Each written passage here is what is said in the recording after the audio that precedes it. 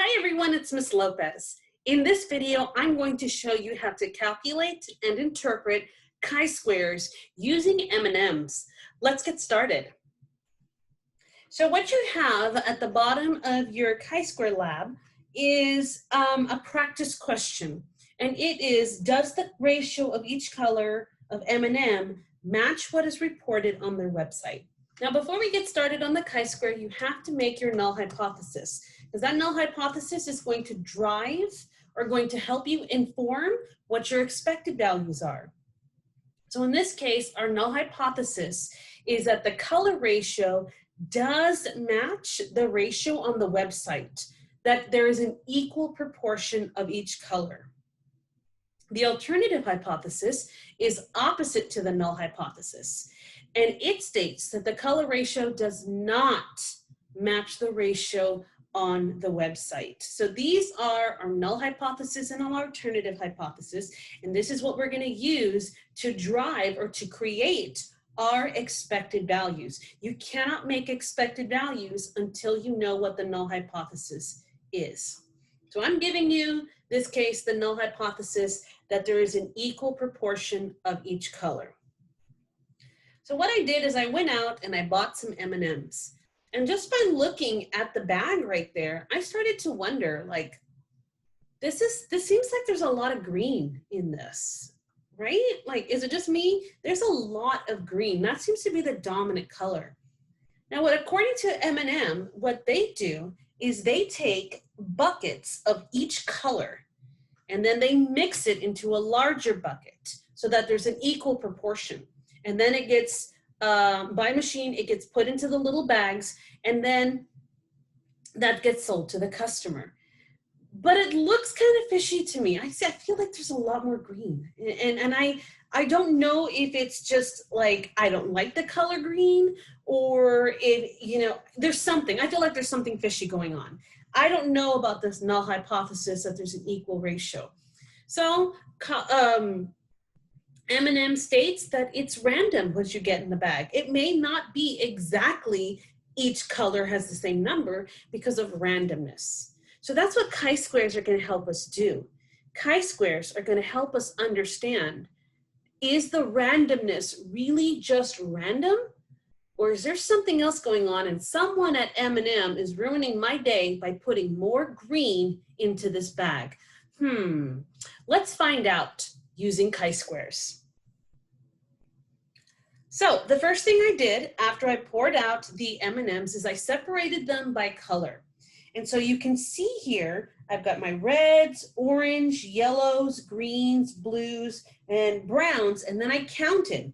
So 11 red, 20 orange, 17 yellow, 26 green. Look at that, 26 green. That's a lot. 14 blue, and 18 brown. Once I divided these up, I was able to get a total number of M&Ms, which is 106 M&Ms. Okay, and I'm going to use that data, that number, and I'm going to use the number of each color on the chi-square table. So let's take a look at that. This is your chi-square table, and I've already filled out this information for you guys, but I want to explain where I got it from. This right here is where you'll put the number of different options that are available in the experiment. So in this case, our experiment was looking at the colors of M&Ms. So these are all the different colors of M&Ms. The expected value I determined by taking the total number of M&Ms, which is 106, and I divided it by the number of different possibilities. So the number of different colors, which is 6, and I got 17.66666666666 forever. So I just rounded that to 17.667. If you have to round, please give me at least 3 decimal places if possible. It's better if you include all the decimal places so that you don't include rounding error, because if your number is too far off of the accepted value, then you won't get the point. So this is how many we expect of each color, and that's what I put here in the expected value. It's expected the same number of each color. 17.667, and that's why I filled this in here. Your observed values is how many actual M&Ms you got in your bag. So you can see I had 11 red, 20 orange, 17 yellow, 26 green, 14 blue, and 18 brown. Those were the actual number of M&Ms. And so that's what you put in the observed value. Then I went through and I filled out the rest of the chart. Please note, there is a mistake, and it's probably because of formatting on the chart in your notebook. So I had to use a white box to cover up the equation here. This is how it should be.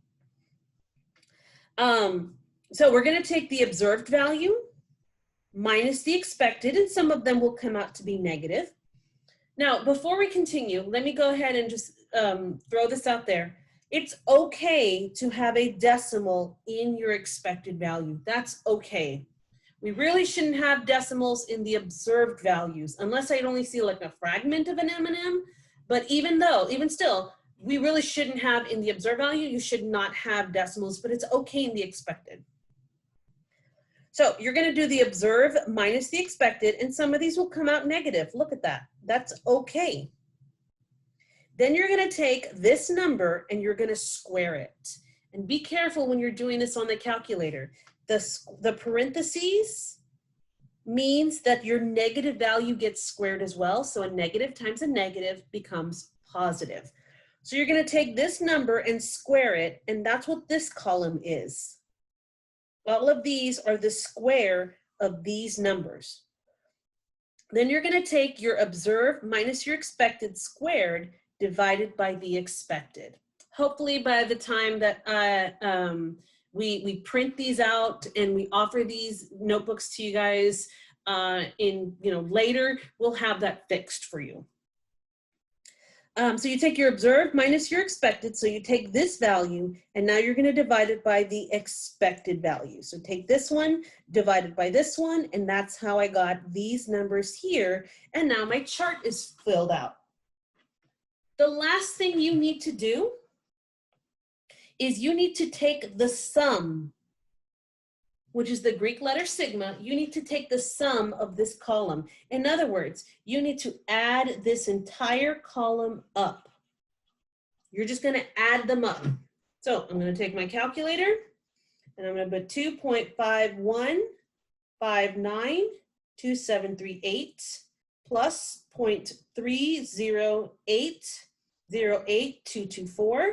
Now I'm going to go to the next one, 0.02518192 plus the next one, 3.93042905 plus the next one, 0.7611303 plus the last one, 0.006276662, and I get a grand total of 7.55. And here you can round because this is the number we're looking for. This is your chi-square.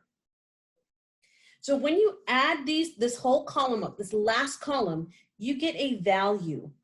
And that value is known as your chi-square. So when you add these up, that is your chi-square.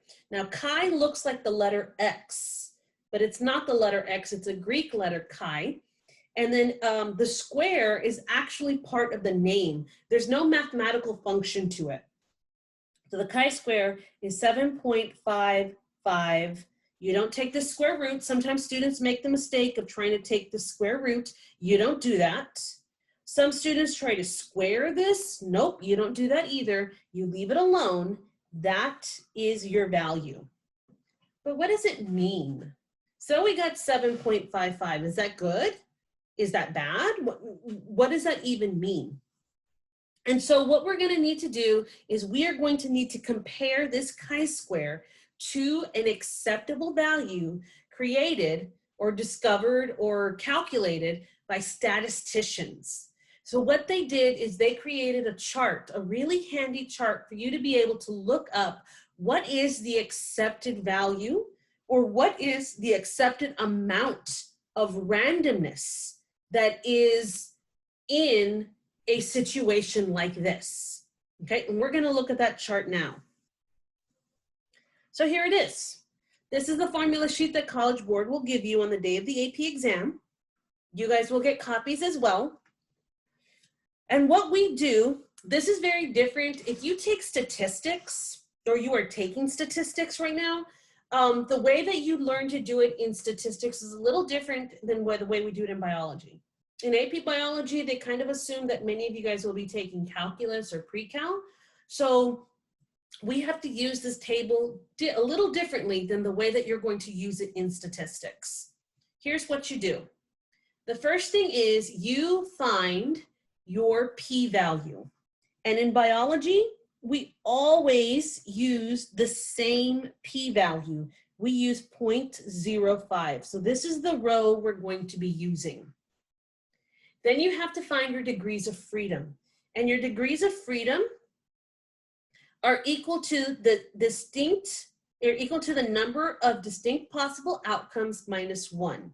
So it's the number of options or number of, in this case, colors minus 1. So since we had 6 colors, we're going to have 5 degrees of freedom. And so we look at this column right here. And where the two meet, where the yellow and the blue meet to make that green, that is the value we are going to compare our chi-square to. So you go with your p-value of 0.05, you find your degrees of freedom, and where the two meet, that is the value we will be using. So over here, we look at that value and we compare it to the chi-square. So our critical value, the one that we looked up on the chart, is 11.05. And we see that our M&Ms were well below that. So think about it like this, that chart, that number tells you the maximum amount of randomness that would be allowed.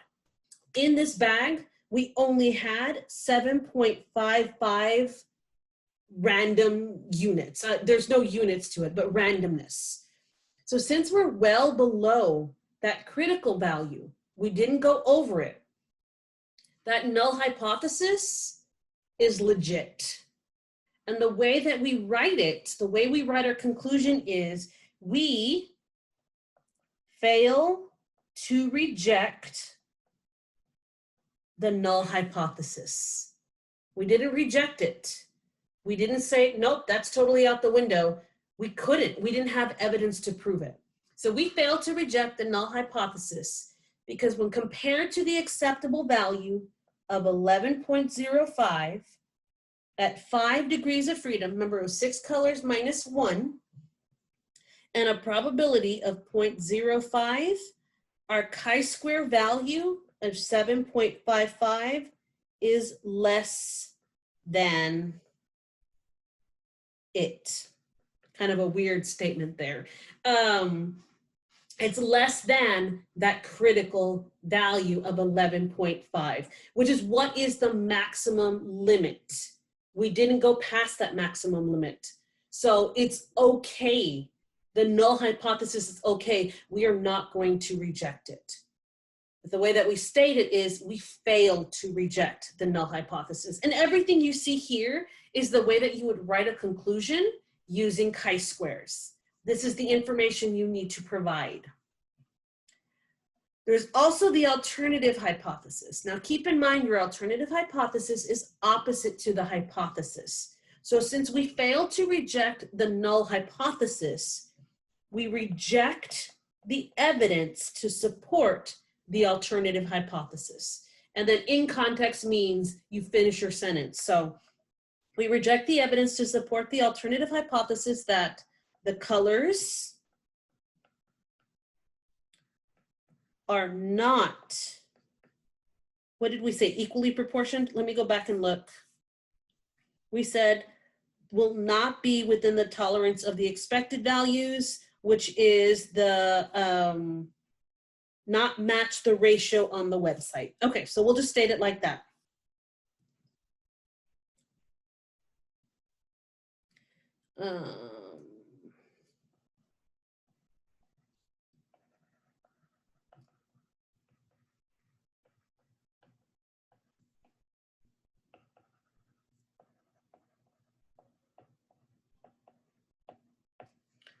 Okay, so if you reject the null hypothesis, then you have to fail to reject the alternative hypothesis. They're opposites to each other. They can't both be true at the same time.